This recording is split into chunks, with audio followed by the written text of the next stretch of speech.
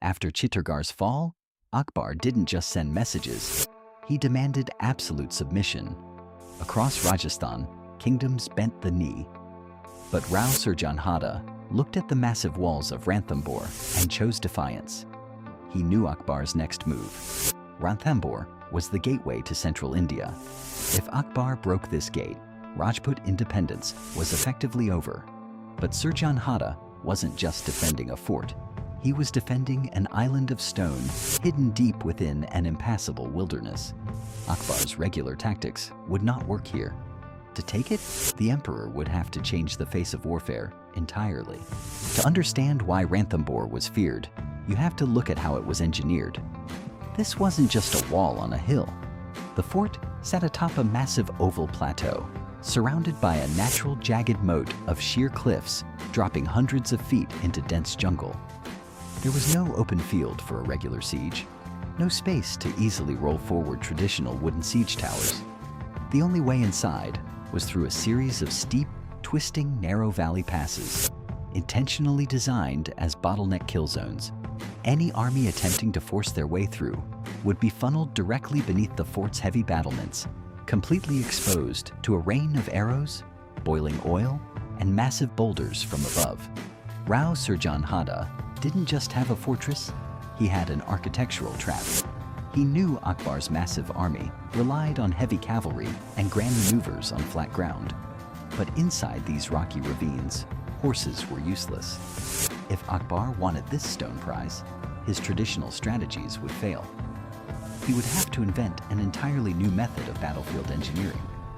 And in 1569, the first Mughal scouts appeared at the edge of the forest. After Chittorgarh, Akbar had won. A legendary fortress had fallen. Rajput resistance seemed broken. And across North India, the Mughal Empire looked unstoppable. But there was one problem.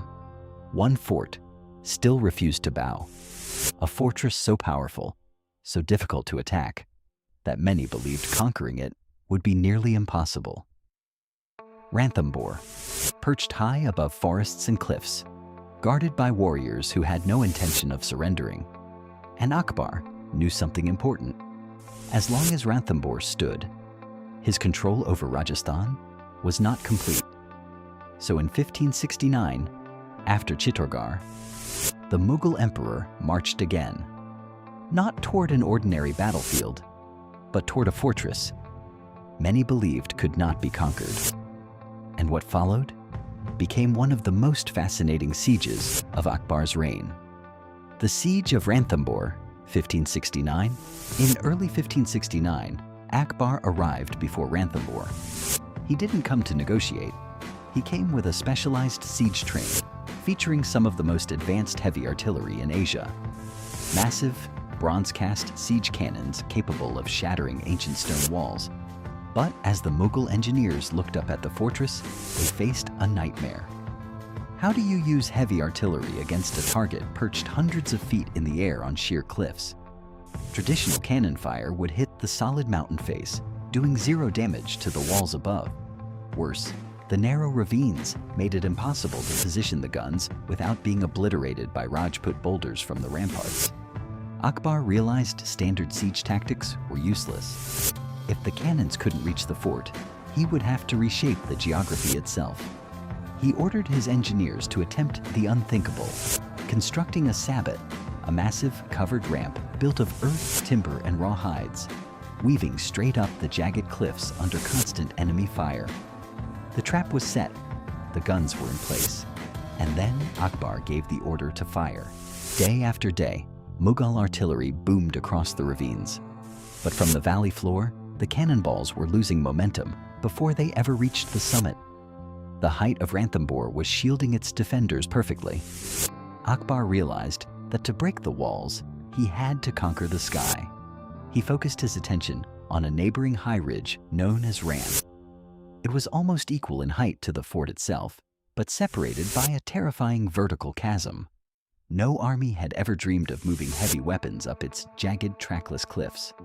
Akbar ordered a massive engineering feat.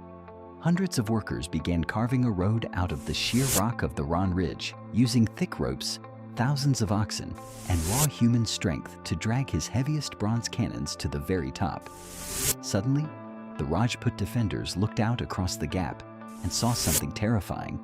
The Mughal cannons were no longer firing up from the mud below. They were level with the fort's main gates, staring directly across the chasm at point-blank range. The absolute advantage of Ranthambore's height was completely gone. And as the matchlocks were lit on the ridge, the defenders faced a crisis they could not ignore. With the level Mughal cannons on the Ran Ridge now systematically splintering the fort's inner defenses, the end was inevitable. Rao Surjan Hada faced the haunting ghost of Chittorgarh, watch his people be completely annihilated, or find a way out. But Akbar chose this exact moment of maximum terror to change the rules of engagement. He didn't send an ultimatum. He sent a secret delegation. Akbar's trusted Rajput general, Raja Man Singh, quietly entered the fortress under a flag of truce to negotiate terms. But according to historical accounts, Man Singh brought a guest hidden in his retinue, a man dressed modestly as a common mace-bearer. As the talks began, Rao Surjan Hada suddenly recognized the piercing eyes of the disguised servant. It was the emperor himself. Akbar had literally walked into the enemy's stronghold to conduct the diplomacy in person. Stunned by the emperor's sheer audacity and offered highly honorable terms, including keeping his domain without having to marry into the Mughal line, Surjan Hada realized resistance was pointless. The psychological war was over. On March 22, 1569, one of Rajasthan's most impregnable fortresses did something the world never expected. The gates swung open. Ranthambore surrendered.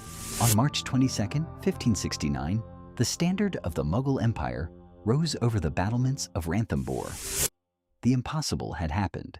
A fortress deemed impregnable had surrendered after a siege of just over a month. But unlike the brutal devastation at Chittorgarh, this capitulation birthed an extraordinary compromise. In exchange for the keys to the fort, Rao Surjan Hada extracted historic concessions from the emperor. The Hadas of Bundi were granted exemptions from paying tribute, freed from the requirement of sending their daughters to the imperial harem, and uniquely permitted to enter the Mughal court fully armed. Rao Surjan Hada chose survival over a glorious bloody annihilation. He preserved his lineage and his warriors, but he handed Akbar the ultimate strategic gateway to central India. With both Chittorgarh and Ranthambore under imperial control, the backbone of independent Rajput resistance was shattered. The balance of power had definitively shifted, carving the path for the Mughal Empire to become an unstoppable superpower. Surjan Hada's choice saved his people from a massacre, but it permanently bent the political landscape of Rajasthan to the will of Delhi. Which raises the ultimate question: was the surrender of Ranthambore a masterclass in strategic wisdom? Or was it the ultimate defeat? Let me know your thoughts in the comments below. And if you want to uncover more hidden tactics from history's greatest sieges, hit that subscribe button to join us at Crescent and Steel. History books focus heavily on the blood and fire of Chittorgarh. But Ranthambore was the true tactical masterpiece. It proved that Akbar didn't just know how to destroy kingdoms, he knew how to absorb them.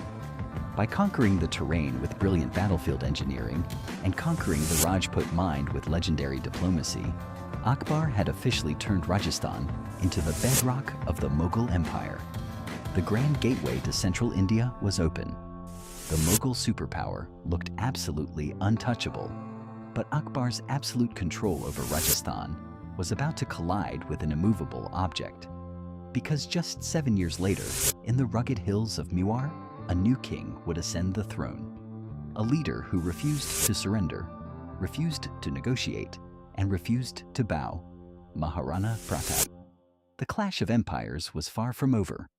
Before we dive into the bloody pass of Haldigati, I want to hear from you. Was Ranthambore Akbar's smartest tactical victory, or did the brutal psychological lessons of Chittorgarh matter more? Sound off in the comments below. Hit that subscribe button to join the Crescent and Steel ranks, and click the video on your screen right now to see what happened when the Mughals finally marched against Maharana Pratap. Like and subscribe Crescent and Steel.